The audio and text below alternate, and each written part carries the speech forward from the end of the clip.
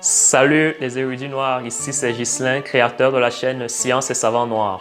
Pour celles et ceux qui sont nouveaux sur la chaîne, je vous souhaite la bienvenue. Science et Savants Noirs est une chaîne dont le but est de faire connaître la science noire et les savants noirs.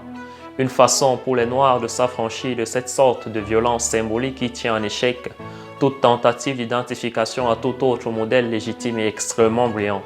Dans cette chaîne, nous parlons des savants noirs afin de nous rappeler que nous devons nous estimer au-delà de ce que quiconque voudrait bien penser de nous, que ce soit de façon consciente ou inconsciente. La mauvaise éducation du noir doit cesser. Le noir n'est inférieur à personne et son génie le démontre à plusieurs égards. Ayons toujours en esprit que le génie noir a laissé et continue de laisser son empreinte dans tous les domaines de nos vies. Le génie noir dont nous allons parler dans la vidéo d'aujourd'hui est le père de la chirurgie à cœur ouvert. Il a également fondé aux États-Unis le premier hôpital interracial, le premier hôpital dans lequel personnes noires et blanches pouvaient aller à la rencontre de médecins. Il a également cofondé la National Medical Association. Il a été le premier médecin afro-américain admis à l'Université américaine de chirurgie et le premier président des médecins afro-américains. Un fait marquant s'est passé dans son parcours qui le distingue encore au-delà de la prouesse scientifique et chirurgicale qu'il a pu accomplir. J'en parle à la seconde partie de cette vidéo. Laisse-moi te présenter Daniel Hale Williams. Daniel Williams était le fils d'une fratrie de 8 enfants et à environ 10 ans, son père est mort d'une tuberculose. Daniel Hale Williams Jr., le père du génie dont nous parlons aujourd'hui, avait une mère blanche et un père noir et était barbier, considéré comme un nègre libre. Comme tu l'as remarqué, le docteur Williams est né en 1856 et les Noirs aux États-Unis se sont émancipés en 1865. Sa famille faisait alors partie des nègres libres, d'accord, tandis que d'autres esclaves étaient réduits en esclavage. Dr. Williams commença à travailler à Baltimore dans une cordonnerie, puis il a appris le métier de coiffeur et ouvrit à Edgerton dans le Wisconsin son propre salon. Le docteur Daniel Hale Williams est devenu un apprenti cordonnier, mais il n'aimait pas ce travail et est retourné à une entreprise familiale, son entreprise familiale de barbier. Mais tout cela ne répondait effectivement pas à son rêve de devenir chirurgien. Ses études secondaires terminées, Williams s'adressa à un chirurgien réputé de Janesville, le docteur Daniel Henry Palmer, dont le concours lui sera précieux. Âgé de 22 ans, le docteur Williams étudie sous la direction du docteur Palmer et lit beaucoup de livres de médecine, un véritable lecteur vorace. Le docteur Williams est devenu docteur justement en 1883 au Chicago Medical College et a débuté sa pratique de médecine à Chicago, à l'époque où il n'y avait que 3 autres médecins noirs dans toute la ville. Le docteur Williams était un médecin et avait donc un statut considérable dans sa ville.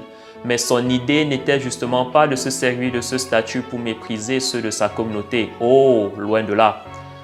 Tu sais, sous la forme « moi, je vais aller me réfugier du côté des Blancs, par exemple, où il fait bon vivre, je n'ai besoin de rien ou encore, je n'ai pas à m'en faire de mon propre sort, débrouillez-vous ».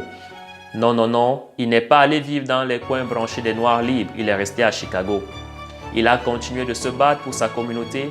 Il a pris sa connaissance et l'a mise au service de sa communauté. Si les plus éclairés délaissent la communauté qui la dirigera, mon peuple périt faute de connaissances. Le docteur Williams était un chirurgien brillant et attentionné. Ses connaissances se sont améliorées en traitant à la fois des patients noirs et blancs.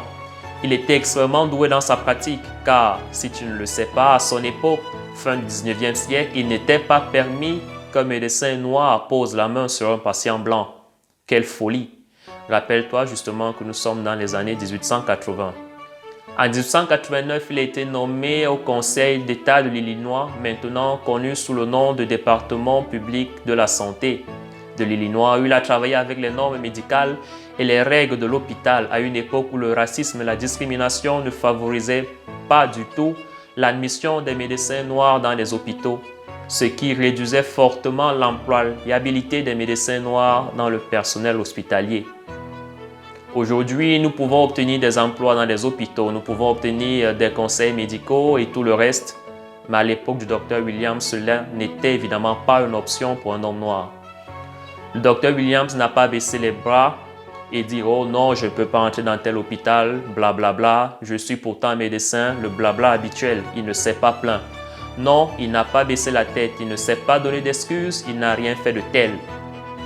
En revanche, pour contrecarrer cette pratique, le Dr Williams a lui-même fondé un hôpital. Et oui, il a lui-même fondé un hôpital à Chicago.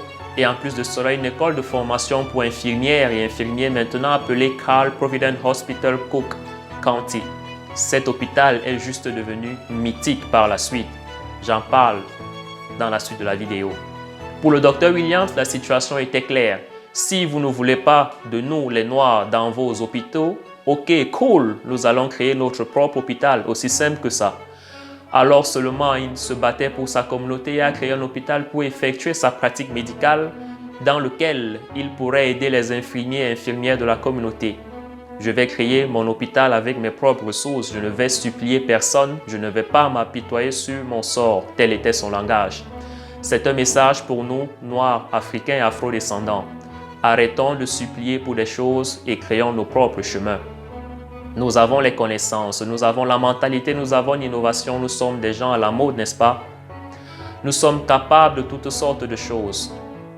Cet hôpital est devenu le premier hôpital du pays avec un programme de soins infirmiers et d'internat qui embauchait des Noirs. Il a créé quelque chose de magnifique et de puissant pour la communauté noire dans le domaine médical. Les soins étaient de si grande qualité que des Blancs y venaient aussi pour se faire soigner, vois-tu? À l'été 1893, le Dr Williams est devenu le premier homme à pratiquer une chirurgie à cœur ouvert sur un humain. Et où? Dans le même hôpital justement qu'il avait créé quelque temps auparavant. Alors, tu remarqueras que s'il n'avait pas créé cet hôpital, il n'aurait jamais eu l'occasion de pratiquer cette chirurgie qui est justement devenue une référence dans l'histoire. Prouesse de la manœuvre, sache que le Dr Williams a effectué cette opération de plein sang-froid, sans rayon X, sans antibiotiques, sans travail de préparation chirurgicale, sans outils de chirurgie moderne. Nous sommes en 1893, je le rappelle. Il savait où il coupait, il savait ce qu'il faisait. Son patient, James Cornish, a survécu à l'opération et vécu 50 années de plus après cette opération. Le savant noir Dr Williams est considéré comme le pionnier de la chirurgie cardiaque à une époque de pleine ségrégation et où les découvertes technologiques révolutionnaient la pratique de la médecine. En 1895, il a cofondé l'Association médicale nationale, une organisation professionnelle pour les médecins noirs. Cette organisation a été instituée comme une alternative à l'Association médicale américaine entièrement blanche. Les médecins noirs s'étaient refusés l'entrée à l'association médicale américaine. Une fois de plus, il s'est dit, ok, cool, si vous ne nous voulez pas dans l'association américaine, nous allons créer la nôtre, l'association nationale des chirurgiens. Et justement, c'est ce qu'il a fait. J'admire cet homme. Si tu lui refuses l'entrée à un milieu, il crée le sien, te rend jaloux et par la suite, c'est toi qui demandes à rentrer dans son propre cercle. Telle était la mentalité du Dr Daniel Hale Williams. Le Dr Daniel Hale Williams est décédé en 1931 des suites d'un accident vasculaire cérébral. Rappelle-toi que lorsqu'on te dit que tu ne peux rien faire, que tu ne peux rien accomplir de grandiose, que tes parents, tes ancêtres n'ont jamais rien accompli, une fois de plus, un exemple de plus, le Dr Daniel Hale Williams a été le premier à effectuer une opération de cœur, cette opération qui est aujourd'hui devenue presque banale et est effectuée chaque jour dans chaque continent. Nous avons aujourd'hui plus de privilèges que le Dr Williams ne l'avait à l'époque. Alors, s'il a pu le faire à cette période de ségrégation féroce, qu'en est-il aujourd'hui de nous? Réfléchis dessus. Comme souvent, les génies noirs ne rayonnent pas de la même splendeur qu'aurait été celle de leurs homologues blancs pour des réalisations encore moins spectaculaires. Et c'est à nous, donc toi qui suis cette vidéo, d'impacter les consciences et de servir d'inspiration au plus grand nombre. Ne comptons pas sur d'autres personnes pour faire notre propre publicité, j'ai l'habitude de dire ici. Cela ne serait que schizophrénie. Alors, cher érudit noir, si tu as aimé cette vidéo, like-la et surtout partage-la et abonne-toi. Cela permettra à YouTube de savoir que le contenu que je t'apporte est pertinent et qu'il t'apporte justement de la valeur.